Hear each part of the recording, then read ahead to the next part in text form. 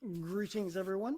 It's Sunday, and we're in the last waning degrees of the moon moving through Pisces. And this happens to be the window where I had the opportunity to actually sit down and do this because I'm in the process of still I'm going to begin a new section of the roof on my dome to replace. And I have the weather this week, so that's where I will be tomorrow morning, starting early when it's cool. And thus we have today. Let's just see where this adventure that our next week ahead is going to ask us to contribute. And I think that's a good way to put it because we're not just in the process of wanting to, coast along, as it were, on what's transpiring, but life, this experience that our soul is going through in human form right now actually is enhanced by just how much our contribution to the experiences that we're going through from day to day, hour to hour, minute to minute, in this process of inviting something to transpire that we are participating in and with. We're not just the results of the effects of all the things going on around us. And there are a lot of things going on around us. But what's our response to them? This is where our soul gets tapped on the shoulder and says, what is it that I have to offer into this particular moment? So let's take a look at what's coming down the pike for this next week from the planetary perspective. Just a little clarification to begin with. Everything is energy, forms of energy. We're energy. The earth that we're on is an energy being. All of the parts of life around us are energy specters. And I think specters is a good way to put it. The planets are part of this spectral process. They represent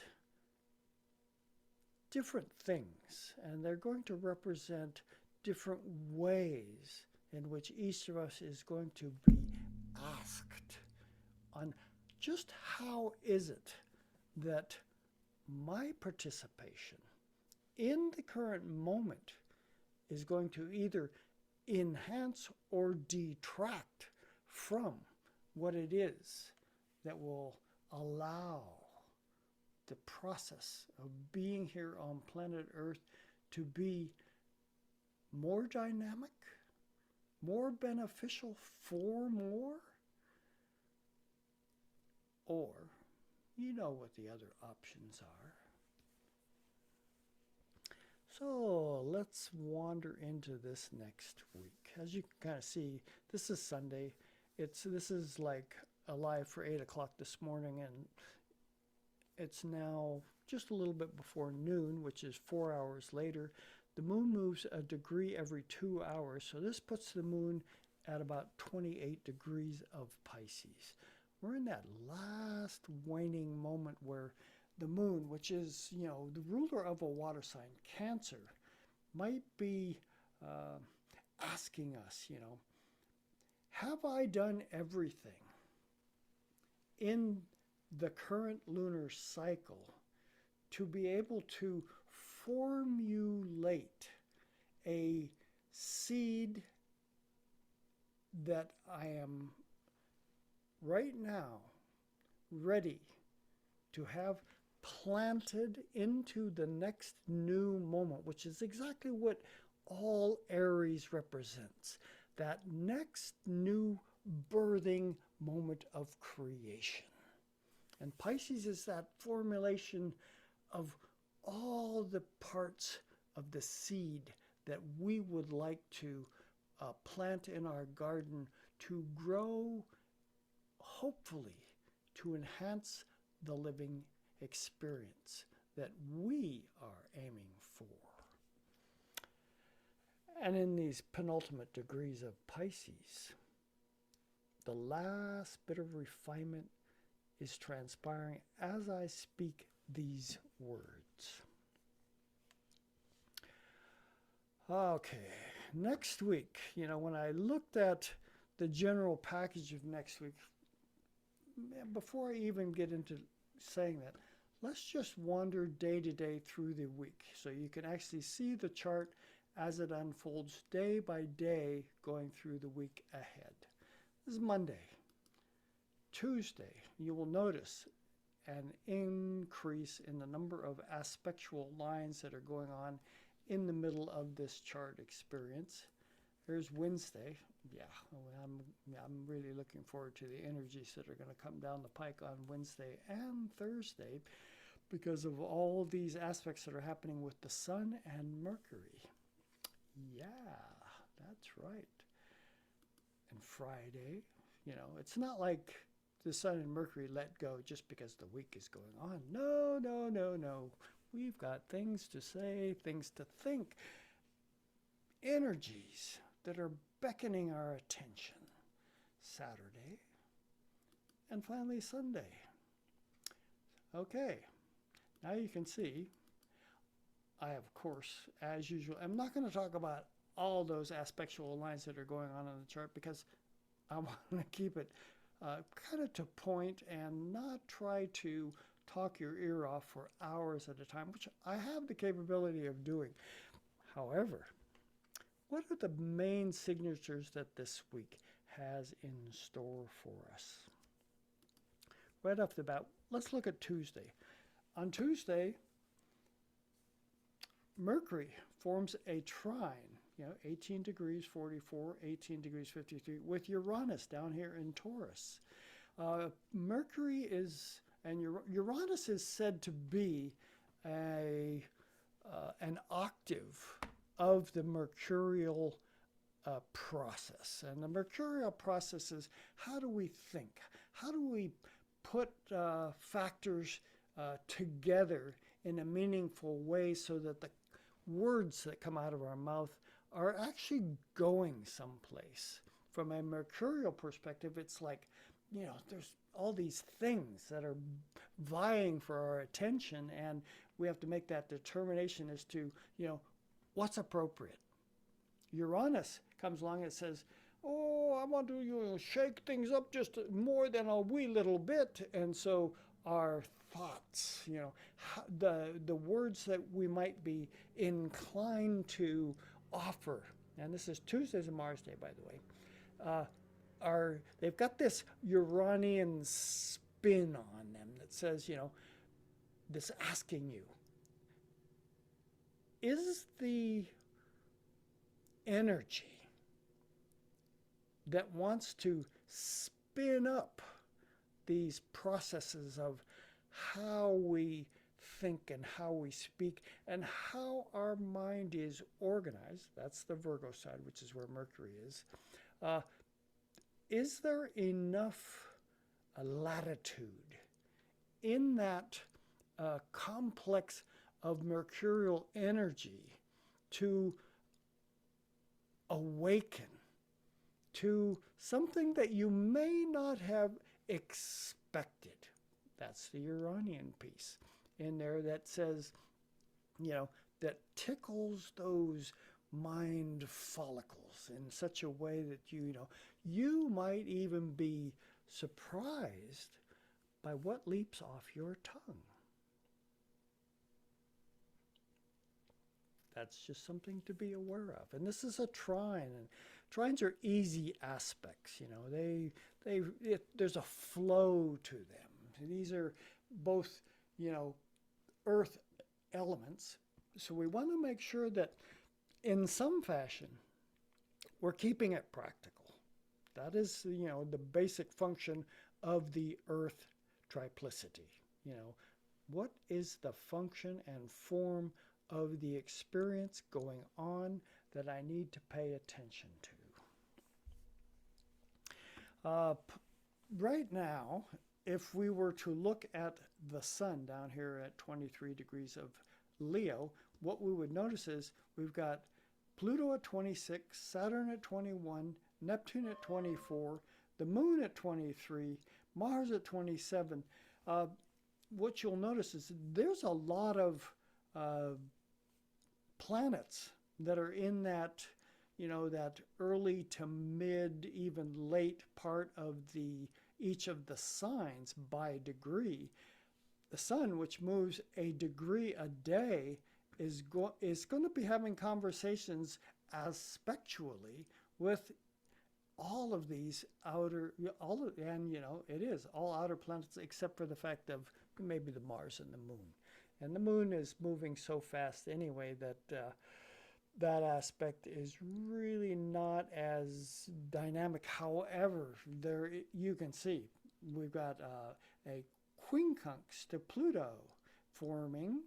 We've got an opposition to Saturn that is waning. We've got another quincunx to Neptune, which is forming. We've got a trine over here to the moon, which is a brief one going by. And then we've got a couple of squares. One, the square to the nodal axis, and the other, the square to Uranus, and a square to Mars, which is forming. So we're in Leo season. So that solar signature is vital to be aware of.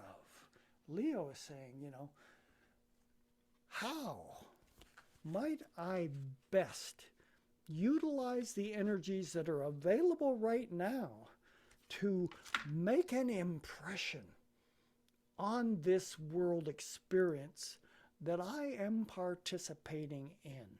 And you've got all these other planets which are doing various positional factors to have conversations with that solar perspective. You know, they're not, you know, the closest to accurate right now is that quincunx that is forming over here to Neptune, but not so very far away, the quincunx to Pluto. So as we move on into Wednesday, what we're going to experience is a lot more of that mercurial factor that'll be in play. From up here in its planet sign that it rules, Virgo, but still the solar process, so very much of that sun energy is so vitally in play. And I'm going to actually get to a unique thing that is going to transpire, which is known as a yod. And we'll just go ahead and look ahead at that, which happens on Thursday, which is a quincunx from Pluto to the sun and a quincunx from Neptune to the sun. Now, quincunx planets should be within, you know, probably 1.5 degrees at the most, because it's a unique enough aspect. Yod is known as a finger of God. Also, the aspect between these two planets needs to be a sextile. And a sextile says they're having a conversation with each other here from an earth sign to a water sign. And so that plutonic energy, you know, have I been effective enough in being able to alleviate the drain upon those things that I am working with, to be able to release what is no longer of use in the current situation? Neptune, in the sign that it has a very strong affinity to, which is Pisces, is saying to Pluto, you know, don't forget to include some level of spiritual context to your refining process, oh Mr. Pluto. And they're having that conversation to make sure that there is deep value in that refinement process that Pluto is about. And the Yod, the finger of God, pointing at the sun, or that solar core of our universe, is, that's a very strong consideration, because the two planets, the ones in sextile to each other, Pluto and Neptune, their energy is focused right here on this 25 degrees of the Leo, which is where the sun is. I'm going to just read you the Sabian symbol for that particular solar signature that is receiving those messages from Pluto and Neptune simultaneously, saying there's a powerful energy at work. And one thing to think about with the sun is the sun also represents a perspective that is the king. And I've heard others say that, well, it's kind of like a perspective of God too. When you think back in the day, there were kings that thought that they were gods. And the irony of it is that they were. They just didn't realize that we are all gods in the making. The Sabian symbol for this solar signature says, a boy with a censer, C-E-N-S-E-R, serves the priest near the altar. The keynote, the first stage of actual participation in the great ritual of planetary evolution. Not a minor consideration for this solar dance, Yod consideration. I'm going to read you some more of the description from Dane Ridger's An Astrological Mandala, because whether we think of the ancient mysteries or of a Catholic Mass, or of some still more transcendent ceremony in which great beings charged with planetary responsibilities are involved, we are dealing with a type of archetypal activity. The ritual is archetypal in that it represents, in however small a field of activity, a portion of the evolving structure of the cosmos, as this structure is understood in its sacred sense. Remember, Neptune is part of this equation. Every such activity is performed in the presence of God. Menial as it may be, it nevertheless acquires a sacred meaning. This is the first stage of the 36th five-fold sequence. That's breaking all the degrees of the zodiac into 5-degree parts, which brings us to the close of the first half of the cycle. This is approaching Libra, from Aries to Libra. That's half the cycle. The individual is educated, i.e., led out into the world of transcendent activity, the world of archetypal performance. He or she must learn to serve humbly and with intense attention in what as yet is beyond his or her spiritual understanding. He or she learns to perform every action super personally. He learns to practice in the presence of God. Well, the finger of God in this particular aspect that basically is in play Wednesday, Thursday, and possibly a little bit into Friday, brings in this presence of Leo.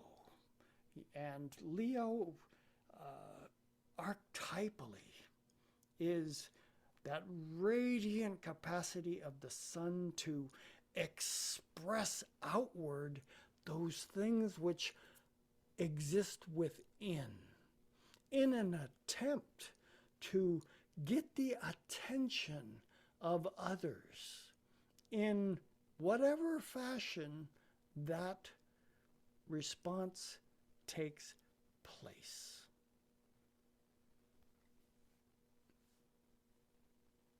So, responsibility is what my sense is on the table during this Wednesday, Thursday, Friday window. Wednesday is a Mercury day, how we put our thoughts together. Thursday is a Jupiter day, that expression, that largesse quality of, putting it out there, expanding and growing whatever it is that we touch. Venus is the ruler of Friday. Venus, the importance and the significance of making sure that others are included in your considerations, of bringing this to point in a way that is going to be able to grow.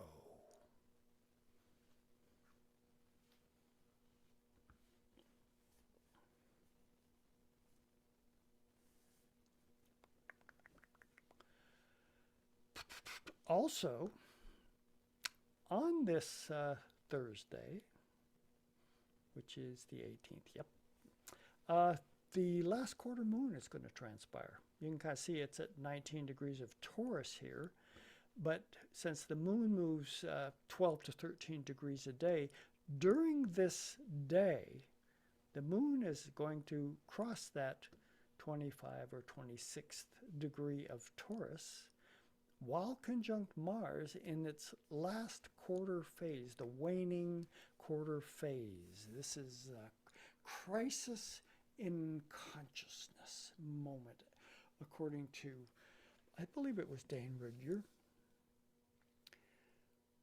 And the crisis in consciousness has a lot to do with the lunar cycle that we've been going through, which began in early degrees of Leo, asking us, have I chosen the appropriate garb to wear that will best suit the circumstances that I am going to encounter on this particular lunar cycle? Pardon me, the sun is starting to come down and I don't want it to hit the side of the camera because it really fuzzes things out something seriously. So I've created a shadow being. The shadow being is keeping an eye on the camera. Anyway, where was I? Oh yes, last quarter moon.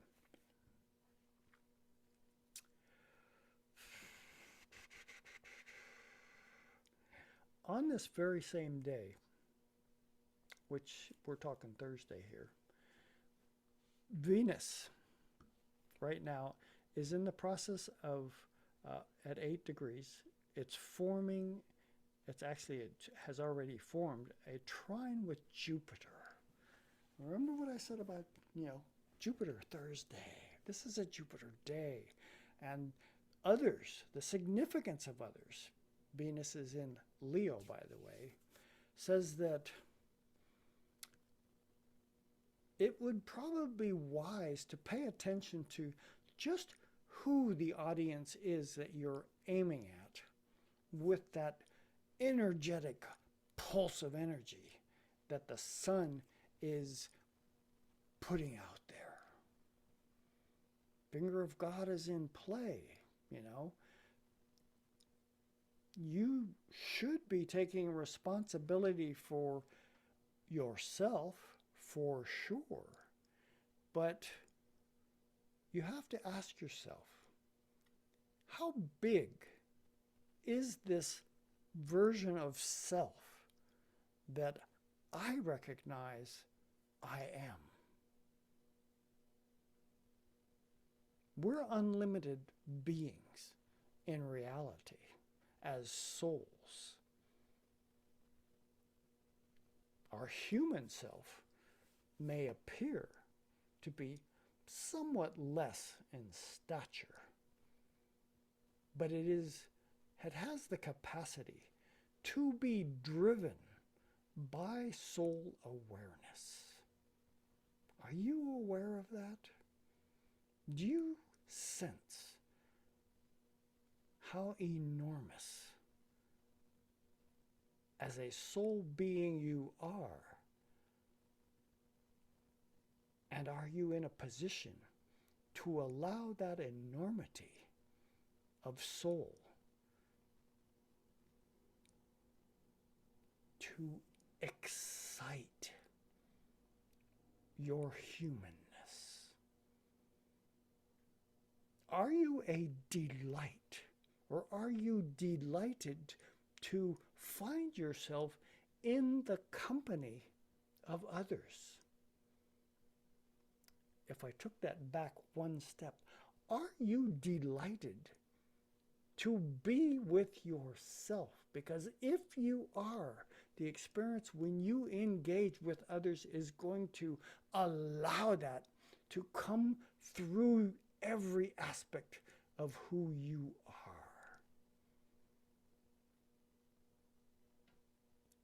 You know, some of us may still have some work to do. Most of us, likely. However, there is something worth that kind of attainment. Because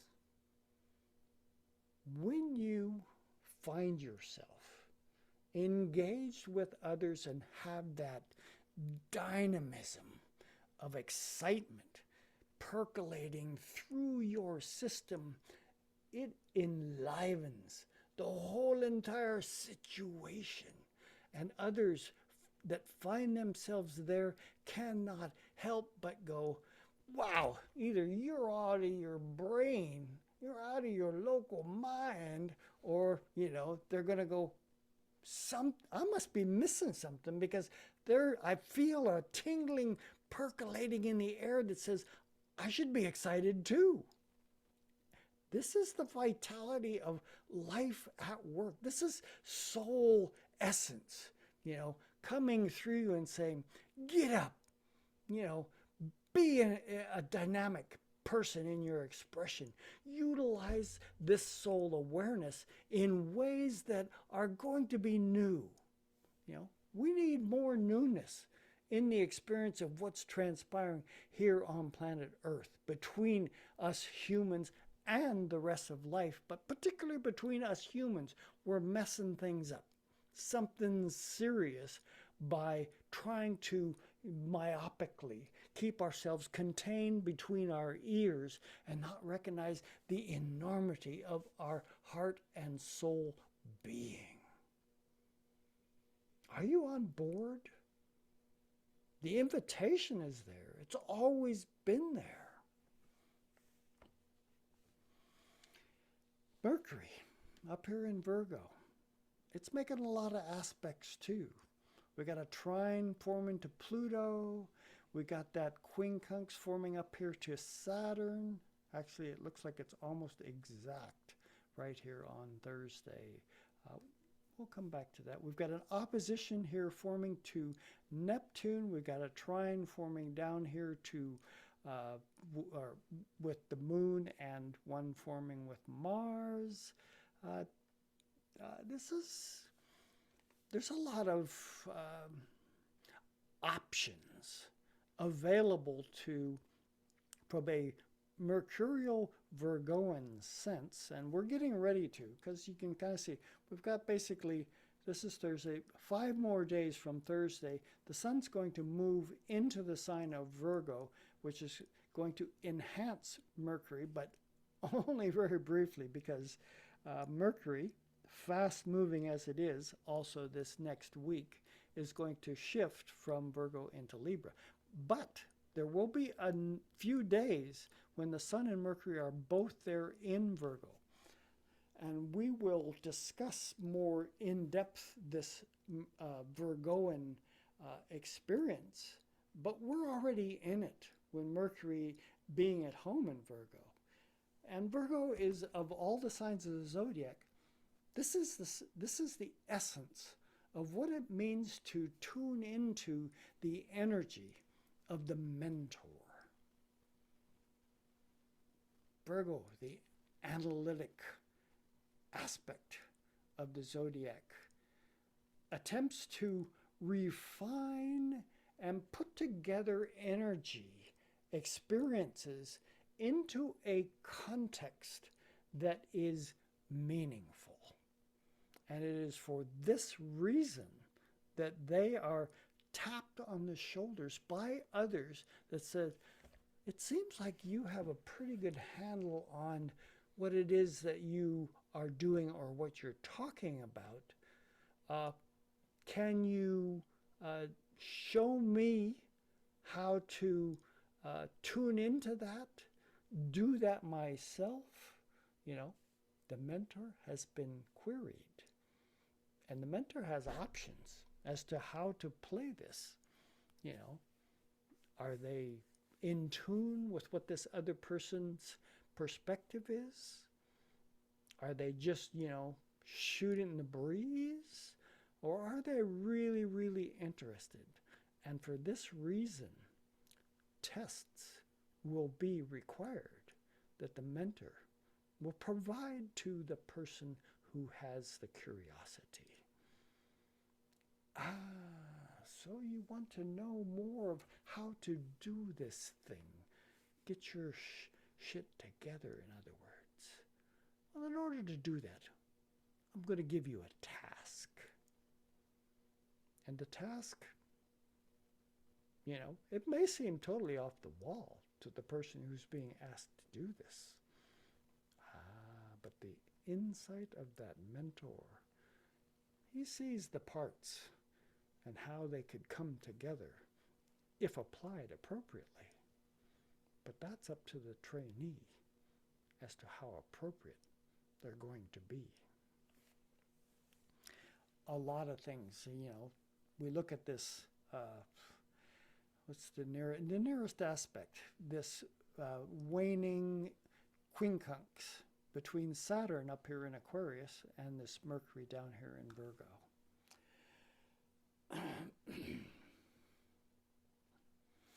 I get the image. You know, this is how life sometimes happens for me, of thought processes, attempting to tune into that Saturnian Aquarian perspective. This Saturn's going retrograde, by the way. Perspective of, you know, yeah, there are rules, Saturn, and techniques, Virgo, that are in play. From the Aquarian Saturn perspective, tuning into what it is that Mercury is working with, you almost would sense that, you know, might there be the potential for some refinement to take place in just where the rules have come from? And might there be a shift potential into how exactly to enhance or expand upon that level of control and rules? Saturn is time also, by the way. And so this Mercury-Saturn quincunxes are an aspect that they require one side of the equation or the other to basically appease themselves to the other side of the equation. But in this circumstance, between the Mercury and the Saturn, my sense is it's kind of like a tennis match or a ping pong thing, that this back and forth energy about, you know, what is the appropriate rule structure, and is it being utilized effectively? There's the Virgo side. And might we refine it, more Virgo mercurial things, into a technique that has a broader perspective, that isn't so hard and set in its ways, that it can actually grow as all life does and evolve into something new. That's the quandary, shall we call it, that's happening between this Saturn and Mercury dance that is underway there. The opposition that's forming to Neptune, let's see what else we got there. The moon, okay, is tickling it with a trine, and Pluto is also, doing a trine tickle. And where do these things come from? But let's look at the opposition between Mercury and Neptune. Neptune's in retrograde. It's basically doing the long dance that it always does as it goes through any sign, but it's in Pisces, a sign where it has just a wee bit more relevance in how it might engage us in the experience of tuning into those deeper resources of essence that we represent when we tune into the spiritual side of life. Mercury over there in Virgo, opposed to it, brings in the equation of, from Mercury's Virgo stance, that's service, not necessarily voluntary service. Pisces is being of service. But this is the two sides of the equation. And the mercurial factor is saying, we need to think this thing through. And the irony of the thinking process is that many of us try and do it all between our ears, and yet we overlook the heart neural complex, which basically has the capacity to feed this zone between our ears with much more of a sensitivity to what's going on, which is that Neptunian side of awareness. What is the spiritual function of how I might utilize my thoughts to enhance the process of what it means to be alive, what it means to tune into those larger reservoirs of spiritual substance that are in everything. They beckon for attention, but do we provide it? Can we hear it? Can we perceive that everything is trying to communicate with us all the time? It takes a special kind of listening to be able to hear, feel, sense, taste, see all those aspects of communication that are going on all around us, saying, are you paying attention? Do you really perceive the process that you're being invited to participate in? Not minor considerations. Friday, on Friday, our Venus day, the moon, you can kind of see, whips along so fast, 12 to 13 degrees a day, enters Gemini. You can see Mars here at 29 degrees, 35 minutes. It's moving actually fast enough that on the very next day, Saturday, Mars is also going to shift into Gemini. And I think this is an important factor to really hone in on this week, because Mars is action, it's energy, it's that ruler of Aquarius as well as Scorpio for other reasons. But there's a drive, an intensity in this drive that Mars represents going into the field of Gemini. The process of how curious are you? Well, from a Mars perspective, I don't have a limit. I'm as curious to everything that is going on as possible. And Mercury over there in Virgo says, thank you, Gemini, for giving me information to utilize in my analysis process. Well, Mercury, Virgo, keep your seatbelt fastened, because Mars going into Gemini is going to be tickling so many different versions of everything it touches for Mercury, also the ruler of Gemini, to work with. Sensory overload, it's a possibility, but